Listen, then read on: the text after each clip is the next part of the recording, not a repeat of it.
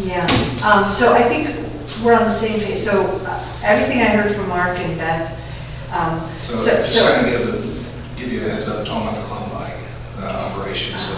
So real quick, no way we can handle it in-house through the parks. Some of the stuff we're already doing, we're fine with. See logistics, if it works out, they're trying to possibly team up with the bike co-op to run that operation, so the funds for staffing can help maybe bring in a full-time person.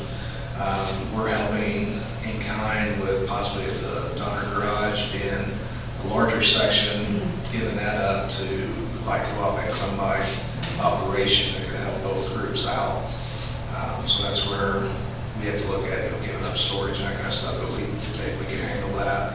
But then, what I've said from the very beginning, Park Foundation needs to have some ownership in this. So they agreed they're going to pay expenses through 2018 because it's already in the hole right now. So they're paying for that, and then they're going to be on the hook for whatever dollar amount that is for the next couple of years. So roughly it could be around $70,000. So they have to raise the funds. Are we still going to? Yeah, we're still going to give it a good shot. I don't think it had a good chance to be successful. But with this being tied to the bike co-op, that could be better. And there's other, I don't know if they told you about possibly going free.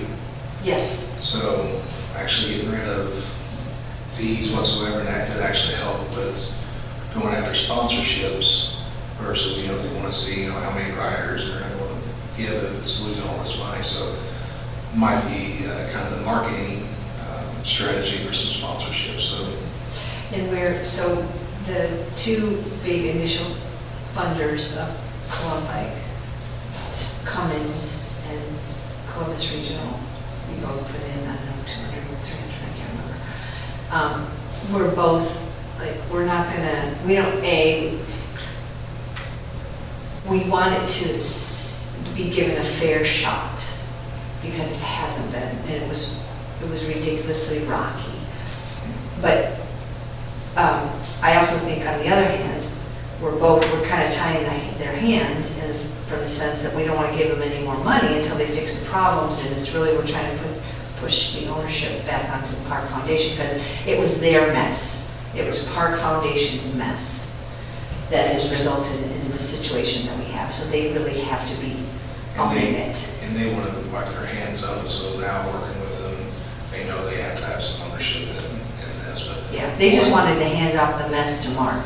And I think that foundation is we're slowly getting better, but that foundation does not have really fundraising people on it, and that's what that board is all about. So they've been kind of spoiled, not trying to be kind of spoiled over the last few years because our previous resource development director, April Williams, she pretty much did all the fundraising and just kind of reported back to them. And long story short, that's not what that position needs to be doing. They need to be helping with that, of course, but that's where the foundation needs to be supporting us to help go after some funds, not just our staff doing it only. But I think what hurts me is if they're going to fundraise $70,000 from the Columbike, that's $70,000 that could go towards other parks related items. So that is the only thing that I have questions. Yeah. Maybe, because funders only fund what they want to fund. I agree. So, but you're right. But they haven't really been actively fundraising. So we're meeting. I'm actually meeting with their executive team next week to start kind of my vision, and this is stuff I'll be bringing you guys into, but kind of looking at some of the big projects coming out that will need their help. Skate park, should be helping us right now. No one volunteered to help Stacy, so that's a little frustrating, but we got the playground that we just got talking about, plus whatever we want to do with the headquarters situation. So those are some of the big ticket items coming up right away. What's the trial period? And I get the fact that we didn't give Columbike the fair shot, but I also equally think that Cummins didn't give incentives from the Virgin Health miles or the Neither did CRH. employees in neither did CRH to actually generate some of that fair shot. So even the funders had a little bit. And so those are legitimate things. So CRH, we didn't have Virgin Health miles. We didn't even have it, believe it or not. We don't have we're not Cummins. But we didn't even have an employee health initiative during this period of time.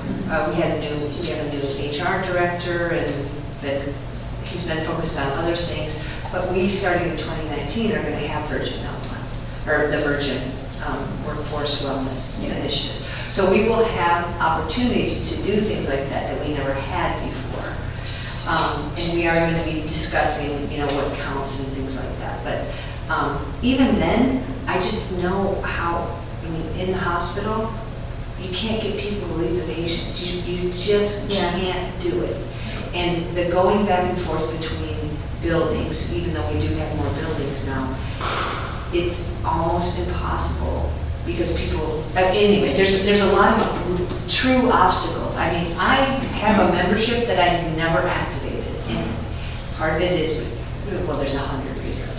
So, I get it, Yeah. and equally for Cummins. Yeah. So then the question then becomes, Were the assumptions correct? And Yes. I do think we have to really question that. But and if we need to let it die, we'll let it die after having given it a good shot. And I think the problem is, as a community, we don't feel like it's been given a good shot. Right. And plus, there's a lot of contracts, 5-year contracts, so that's where the 2-year trial period comes into play. try to get us through the contract. So it was just really started off in a very bad way. It did. I agree. I just don't want us to sink money into something that we may know the assumptions were incorrect at the beginning without.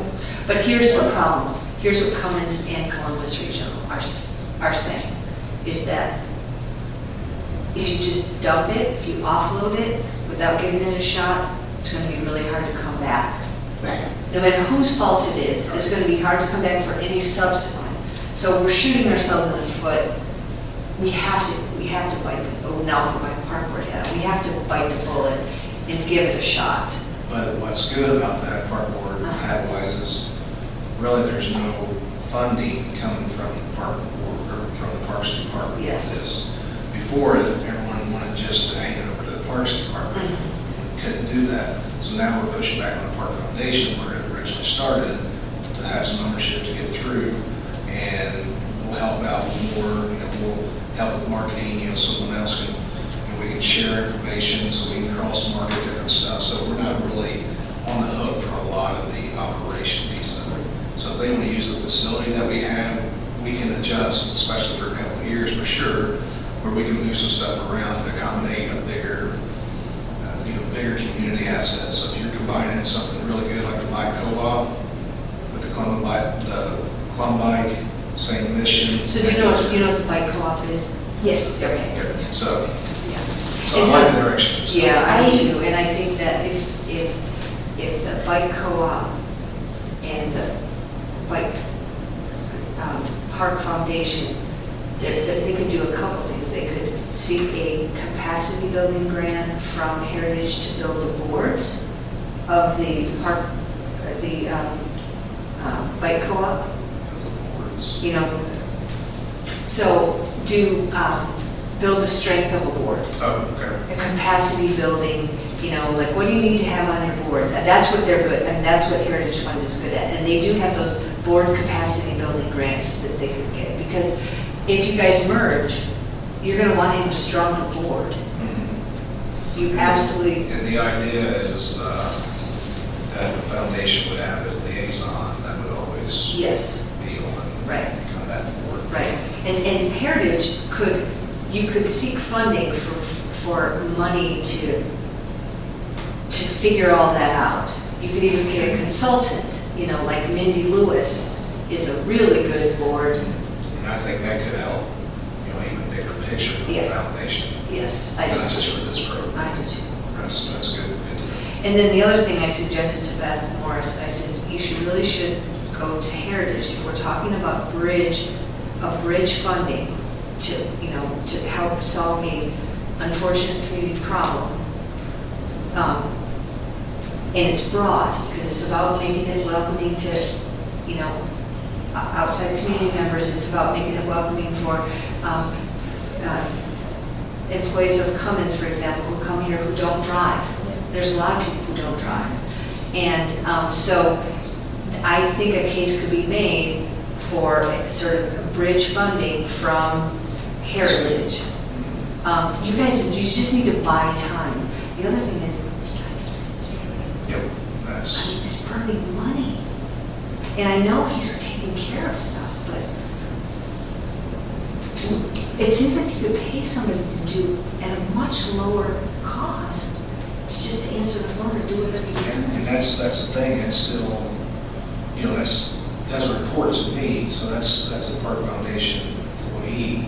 And he was requesting not to attend a meeting last week, and everyone agreed, well, it was brought up that he's not the right person for it. But meanwhile, every month, it's $2,000 that we don't have. I mean, we collectively. Yeah, I'll talk with Chuck again, see how he wants to. They have got to. They can't. The longer they sit on their hands, It's more. and you can pay somebody to run the credit cards or whatever the hell he does. I don't know. Yeah. I mean, Dick's a nice guy. Yeah, absolutely. He's not he doesn't handle that. He used to work for Mark Levin, so Mark has some. Oh, did he? Yeah. No, I like him. Dick, and he's got his heart's in the right place. And he's a very nice person, and he's trying. This is just the things we need to have done are just not his strengths. Yep. Fair enough. Fair enough. So definitely like the direction it's heading now versus what I was trying to